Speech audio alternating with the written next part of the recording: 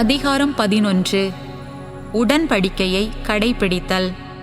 ஆண்டவர் எரேமியாவுக்கு அருளிய வாக்கு. இவ்வுடன்படிக்கையின் சொற்கூறுகளை கேட்டு யூதாவின் மக்களுக்கும் எருசலேமில் குடியிருப்போருக்கும் அறிவிப்பாய். நீ அவர்களுக்கு சொல்ல வேண்டியது: இஸ்ரேலின் கடவுளாகிய ஆண்டவர் கூறுவது இதுவே. இவ்வுடன்படிக்கையின் சொற்கூறுகளுக்கு செவி கொடுக்காதவர் சபிக்கப்படுக.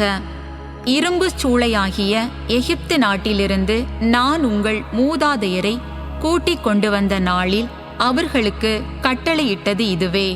என் குரலுக்கு செவி கொடுத்து நான் கட்டளையிடுவது அனைத்தையும் செய்யுங்கள்.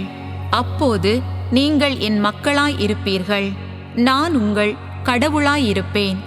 இன்று இருப்பது போல் பாலும் தேனும் வழிந்தோடும் நாட்டை அவர்களுக்கு கொடுப்பதாக உங்கள் மூதாதையருக்கு அப்பொழுது நான் ஆணையிட்டு கூறியதை உறுதிப்படுத்துவேன். அதற்கு நான், ஆண்டவரே, அப்படியே ஆகுக என்று மறுமொழி கூறினேன்.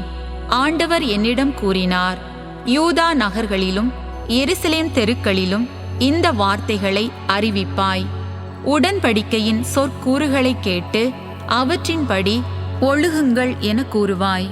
உங்கள் மூதாதையரை எகிப்து நாட்டிலிருந்து கூட்டிக் கொண்டு வந்த நாளிலிருந்து இன்று வரை அவர்களை தொடர்ந்து கண்டித்து வந்துள்ளேன். என் குரலுக்கு செவி கொடுங்கள் என்று வற்புறுத்தி கூறியுள்ளேன். அவர்களோ கீழ்ப்படியவும் இல்லை, செவி சாய்க்கவும் இல்லை. மாறாக ஒவ்வொருவரும் தங்கள் பிடிவாதம் கொண்ட தீய உள்ளத்தின்படி நடந்தனர். ஆகவே நான் கட்டளையிட்டும் அவர்கள் கடைபிடிக்காத இந்த உடன்படிக்கையின் சொற்கூறுகள் அனைத்தின்படி அவர்களுக்கு எதிராக செயல்படுவேன். ஆண்டவர் என்னிடம் கூறியது: யூதா மக்களிடமும் எருசலேம் வாழ் மக்களிடமும் சதித்திட்டம் ஒன்று காணப்படுகின்றது. என் சொற்களுக்கு செவிசாய்க்க மறுத்து முன்பு தம் மூதாதையர் செய்த குற்றங்களை இவர்களும் செய்தார்கள். வேற்று தெய்வங்களுக்கு பின் திரிந்து அவற்றுக்கு ஊழியம் செய்து நான் அவர்களுடைய மூதாதையரோடு செய்த உடன்படிக்கையை இஸ்ரேல் வீட்டாரும் யூதா வீட்டாரும் முறித்துவிட்டனர். ஆகவே ஆண்டவர் கூறுவது இதுவே: இதோ நான் அவர்கள் மீது தீமை வர செய்வேன், அதிலிருந்து அவர்கள் தப்ப முடியாது. அவர்கள் என்னை நோக்கி அழுகுரல் எழுப்பினாலும் நான் அவர்களுக்கு செவிசாய்க்க மாட்டேன். அப்போது யூதா நகர்களில் குடியிருப்போரும் எருசலேம் வாழ் மக்களும் தாங்கள் தூபம் காட்டி வணங்கும் தெய்வங்களிடம் ஓடிச் சென்று அழுகுரல் எழுப்புவார்கள். ஆனால் அவர்களுக்கு தீமை நேரும் காலத்தில் அவற்றால் அவர்களை விடுவிக்கவே முடியாது. யூதாவே, உன் நகர்களின் எண்ணிக்கைக்கு ஏற்றவாறு உனக்கு தெய்வங்கள் உள்ளன. எருசலேமில் உள்ள தெருக்களின் எண்ணிக்கைக்கு ஏற்றவாறு வெட்கக்கேடான பாகாலுக்கு தூபம் காட்ட பீடங்கள் அமைத்தீர்கள். எனவே இந்த மக்களுக்காக நீ மன்றாட வேண்டாம், இவர்களுக்காக குரல் எழுப்பவோ வேண்டுதல் செய்யவோ வேண்டாம். ஏனெனில் அவர்களுக்கு தீமை நேரிடும் பொழுது அவர்கள் என்னை வருந்தி அழைத்தாலும் நான் செவிசாய்க்க மாட்டேன். என் இல்லத்தில் இருக்க என் அன்புக்குரியவளுக்கு என்ன உரிமை? அவள்தான் எண்ணற்ற இழி செயல்களை செய்து வருகிறாளே. நேர்ச்சைகளும் பலி இறைச்சியும் உனக்கு வரவிருக்கும் தீமையை உன்னிடமிருந்து அகற்றிவிடுமா? அப்படி இருக்க ஏன் அக்களிக்கிறாய்? பசுமையான அழகிய பார்வைக்கினிய பழங்களை கொண்ட ஒலிவ மரம் என்பது ஆண்டவர் உனக்கு இட்ட பெயர்.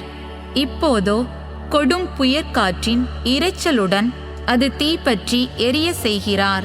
அதன் கிளைகள் தீந்து போயின.